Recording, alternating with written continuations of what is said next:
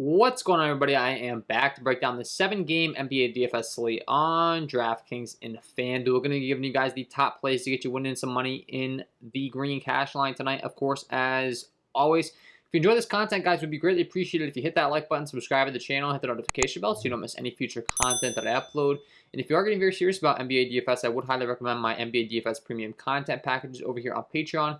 You get access to my core plays, my projections, all that fun stuff. I do offer a DraftKings FanDuel package as well as a PrizePicks package and an NBA combo package.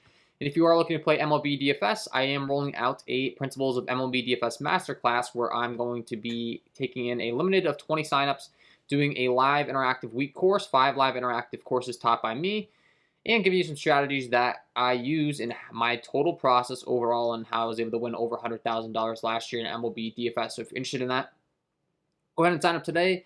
Without further ado, let's talk about this slate, guys. So we're going to go game by game. First, we'll talk about DraftKings, then we'll talk about FanDuel. Don't forget to stay tuned to the end of the video for my lock of the night fan favorite segment on the channel. I'm going to be giving you guys my top play on the slate for both DraftKings and FanDuel. So, Cleveland taking on Chicago is the first game. As far as the total in this game, comes in with a 221 over-under. It's a 3.5-point spread in favor of Chicago, so it is expected to stay close. Decently paced game here as far as any injuries that we're dealing with in this one. Zach LaVine and Nikola Vucevic both listed as questionable in this one. He did not practice Friday.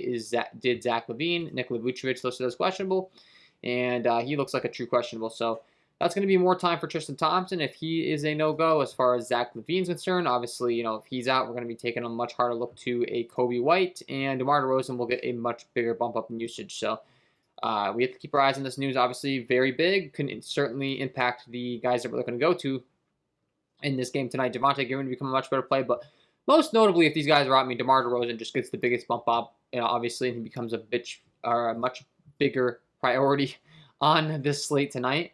So, that's kind of what we're looking to in this spot tonight. And as far as anyone else on the Cleveland side, Karis LeVert's out. Jared Allen's listed as out as well. So that's going to be more minutes to go around, more usage to go around for most notably Darius Garland and Evan Mobley. Those two guys really stand out as very high upside plays. But then we're also going to be taking a little bit more of a harder look to a Kevin Love and a Lauri Markkanen, with there being no more Jared Allen in the equation right now, with him being listed as out. Obviously, those guys would get more runs. So that's really what I'm looking to go to in this game. Anything else, it's not the greatest game environment in the world. Evan Mobley's been an absolute beast as of late, though, I will say, and his price tag still hasn't really come up. He's put up 55, 53, 45 DraftKings points the last 3 times out. So he's really standing out, someone that's a priority for me in this first one. Minnesota taking on Miami is the second game on the slate. As far as a total in this game, comes with a 227 over-under. This is a fantastic pace-up spot for the Miami Heat. The Minnesota Timberwolves currently rank second in the league in pace, second fastest pace in the league, whereas the Miami Heat, not exactly so much, second to last. So going to be a great pace-up spot for the Miami Heat, which is certainly going to make me have some interest in them on the surface. The only thing, as I would say, they're starting to get a lot more healthy now. Victor Oladipo's back in the equation. They have Kyle Lowry, they have Jimmy Butler, they have Bam Adebayo. So from that vantage point, it's a little bit scary to be getting too much exposure here, but I'd be looking to really focus in on the 2 studs in Bam Adebayo and Jimmy Butler. They're going to continue to garner most of the usage, most of the upside. I think just playing these guys and fading the rest of the team would be my approach here, but these 2 guys specifically still priced very reasonable and still have massive upside, especially when you're factoring in this type of a pace-up spot. The team does have a 116.5 implied team total. Jimmy Butler, you get a little bit of a revenge narrative, I suppose, after requesting a trade for Minnesota with some rumors that he and Karl Anthony Towns didn't get along too well for multiple reasons, so we'll keep it at that. So I think Jimmy Butler taking on him, and Karl Anthony Towns taking on Jimmy Butler is always going to be a narrative as well, honestly, as far as I'm concerned. He probably wants to perform very well against him. The other thing is D'Angelo Russell, Anthony Edwards is back now, so the usage that Karl Anthony Towns was once getting going to be dialed back down a little bit. D'Angelo Russell and Anthony Edwards continue to be my 2 favorite options on the Minnesota Timberwolves for a fairly obvious reason. It's just they have the same amount of upside and they have a much cheaper price tag. So I'd much rather be playing those guys, just getting all my exposure to them through the Minnesota side. That's really what I'm looking to in this one. So Indiana taking on the San Antonio Spurs is the next game on the slate. As far as the total in this game comes with a 236 over-under to 6-point spread in favor of the San Antonio Spurs. Going to be a really fast up-tempo game here, guys. A 236 over-under. A 121 implied team total for the Spurs. A 115 implied team total for the Pacers. That's just a great spot to be targeting from a fantasy aspect. DeJounte Murray going to stand out as one of the top plays on the slate tonight. Is on a back-to-back, but he's a young guy. I wouldn't worry about it too much. And if the Spurs are resting, they have typically announced that pretty early.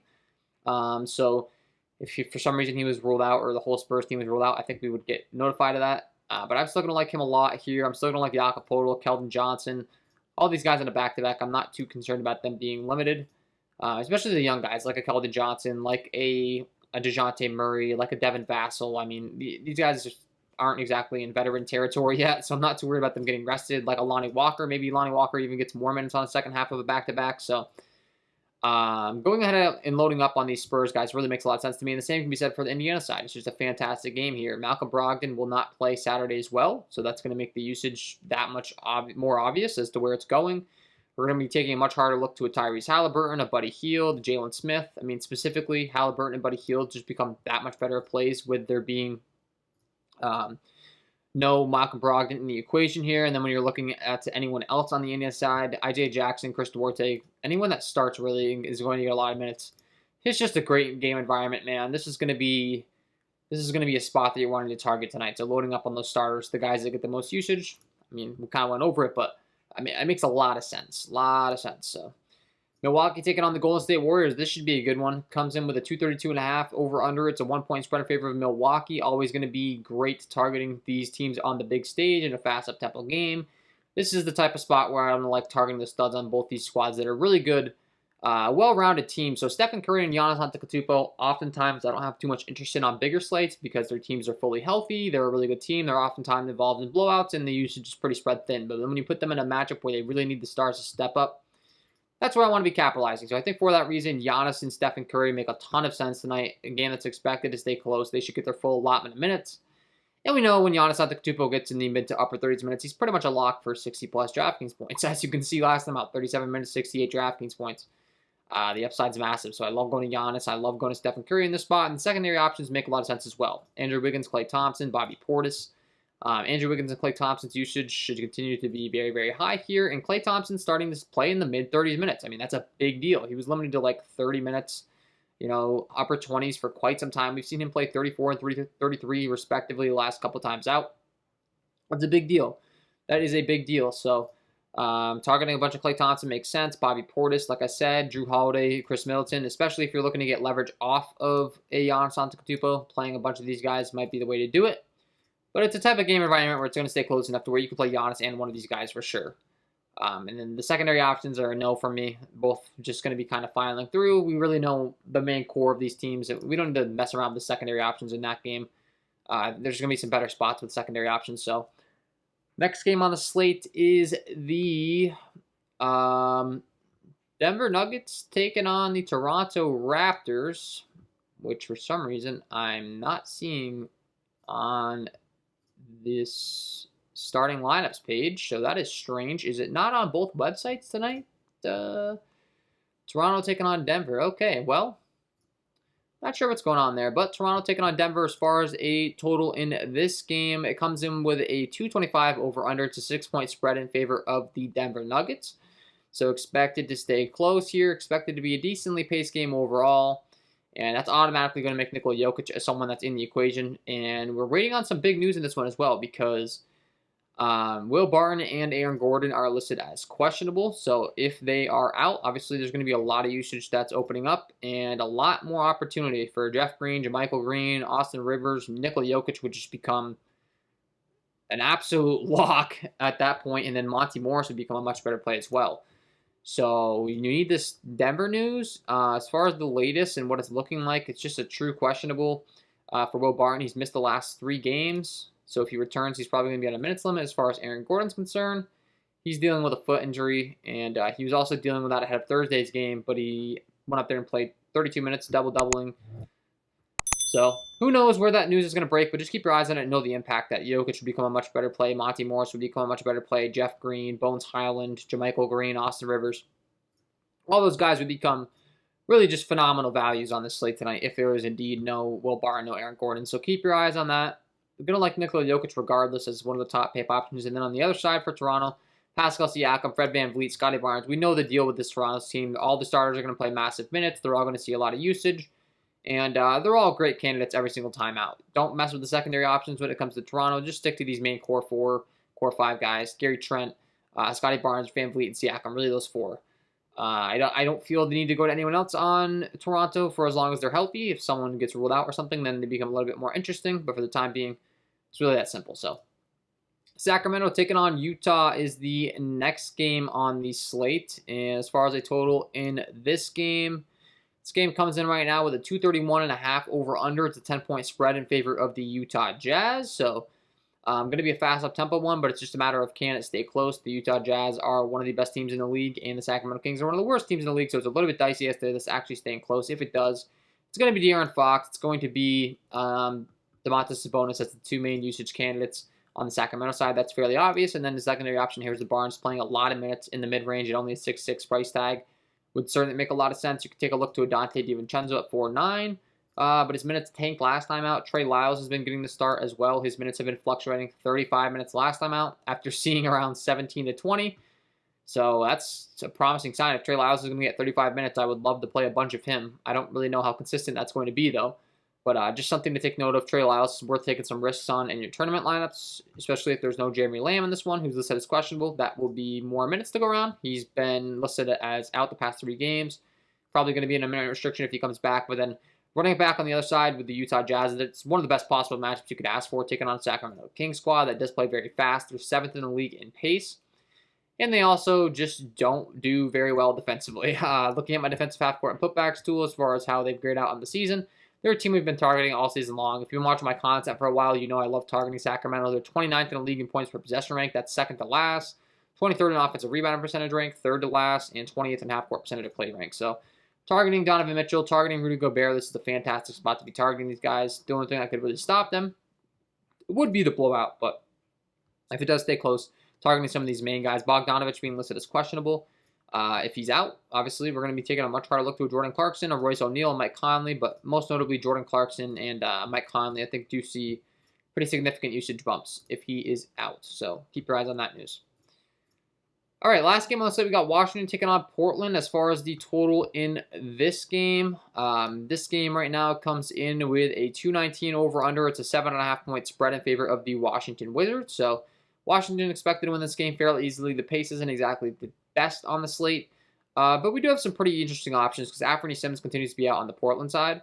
And with that being said, obviously there's going to be Brandon Williams, Ben McLemore minutes, a lot more usage going around to specifically Josh Hart is a guy that becomes a lot more interesting as well. Going to play massive minutes if the game does stay close. He hasn't played big minutes because they haven't been able to stay in any games as of late. They've been getting blown out every single night. So he's a guy that I would certainly, for those people that watch game log watching, you know, he's a guy that could have a huge game tonight, and if there's no one that's going to play him because they've been watching his bad games as of late, I will definitely be capitalizing on that and playing all the Josh Hart in the world. I'm also going to like Brandon Williams, Trent Wofford. All these Portland guys that are going to get more minutes and do produce at pretty decent rates are going to become, you know, really interesting plays. Trent Wofford played around 30 minutes, put 28 DraftKings points last time out. He has a lot more upside than that, and Justice Winslow continues to be out as well, and Nazir Little continues to be out, so there is a lot of usage to go around in this Portland Trailblazer side of thing, man. Brandon Williams, CJ Ellaby, Elijah Hughes, Josh Hart, Drew Eubanks, obviously another fantastic play. Drew Eubanks at 5'2". Played 19 minutes last time out, but he has been playing around like 30. So, once again, a blowout. When you're pulling up the fantasy point production for these guys, just overall for Portland, just get an idea of, you know, who's producing at the highest rate here. They're all pretty decent fantasy point producers. So, you have Josh Hart putting up 0.96 DraftKings points per minute, Brandon Williams putting up 0.98, Trenton Wofford putting up 0.91, Drew Eubanks putting up 1.02. So you get the point real quick that all these guys are pretty good fantasy point producers, and they're definitely guys that you're going to want to be debating on putting in your lineups tonight. And there's certainly going to be some of the top value plays on the slate as far as what I'm looking to. Drew Eubanks looks phenomenal in my projection model right now. Greg Brown even looks pretty decent at a 3.9 price tag. I wouldn't hate going to him. And running it back on the other side, Kristaps Porzingis is expected to sit out on back-to-backs, and from what I can understand, he did play last night. Yeah, he did. So I would anticipate that Kristaps Porzingis is out in this one. So something to note on the Washington side, there should be more usage to go around. Specifically to Kyle Kuzma, he just becomes a much better play, but also Kentavious Caldwell-Pope, some of these other starters as well. You're going to be taking a much harder look to. Daniel Gafford obviously becomes a much better play with no Porzingis in the equation. So he's another guy that you might want to be getting some exposure to in your lineups tonight, man. You might want to. So that's my overall review on DraftKings. Taking a quick look over to FanDuel. I mean, it's a lot of the same concepts we discussed as always, but I do like to pull up my projections just from a first look aspect, see any pricing discrepancies that might really stick out to me from a projection aspect with the two websites. The first one that stands out to me is Klay Thompson. We talked about his minutes coming way up. He's only priced at $6K over here on FanDuel, so I do think that's a nice price tag discount. In comparison to DraftKings, you don't quite get the 3-point bonus, but his upside is, much higher than a 6K price tag. So Klay Thompson looks really good over here. Jimmy Butler is only 8K on FanDuel. That looks really good. I talked about targeting Bam Adebayo, Jimmy Butler in that fast up-tempo game against Minnesota. I mean, Jimmy Butler at 8K is an absolute steal. So if you ask me, this guy, he can easily put up 50 FanDuel points. He just put up 47 against Cleveland. I mentioned all that Minnesota saga stuff. I'm having a feeling that Jimmy Butler wants to have a big game. Donovan Mitchell at 8-1, Anthony Edwards at 6-9, another pair of two studs that we talked about over there on DraftKings that just look priced very friendly on FanDuel. The upside's massive for these price tags, so more guys I'm looking to lock in at their respective price tags. FanDuel has a lot of them, man. I mean, Domantas Sabonis as well at 8-4. We talked about him. He has power forward and center eligibility over here. Looks like a really, really great play on a site like FanDuel where I think the price tag is too cheap. Paying up for Giannis makes a lot of sense tonight at 11-8 if you can find the value, which you should be able to, I would tend to think. I mean, some of the top value plays in my projection model right now do look like some of those Portland guys that we just talked about. Drew Eubanks is only 4-3 over here if you want to go to him. CJ Ellaby is only 3-7 at the small forward position, so maybe some candidates to be putting in your lineups to get some value. And being able to pay up for some studs on the slate tonight if you are playing over there on FanDuel. So that is my overall breakdown, guys. Hopefully you enjoyed this content. If you did, it would be greatly appreciated if you hit the like button, subscribe to the channel, hit the notification bell so you don't miss any future content that I upload. Before I let you guys go, I got to give you my lock of the night, of course.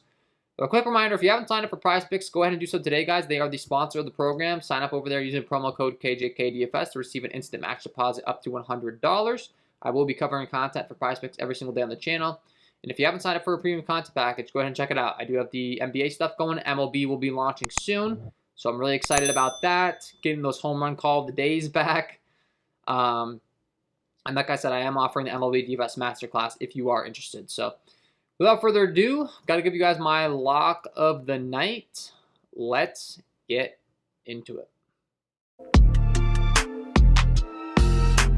And my lock of the night tonight is going to be Klay Thompson taking on this Milwaukee Bucks squad in a high total game, 232.5, nationally televised on the big stage here, and his minutes have started to climb. The price tag hasn't climbed enough in my opinion. Putting up 1.12 DraftKings points per minute on the season as far as FanDuel is concerned, putting up 1.08 FanDuel points per minute on the season, and he's been capped out right around 30 minutes, but the last couple games, we're finally starting to see that minutes limit be restricted a little bit less, getting up there to around 33 minutes with room for more, I think, in this one. I've got him projected to play 29 right now, still looking like a phenomenal play on both websites.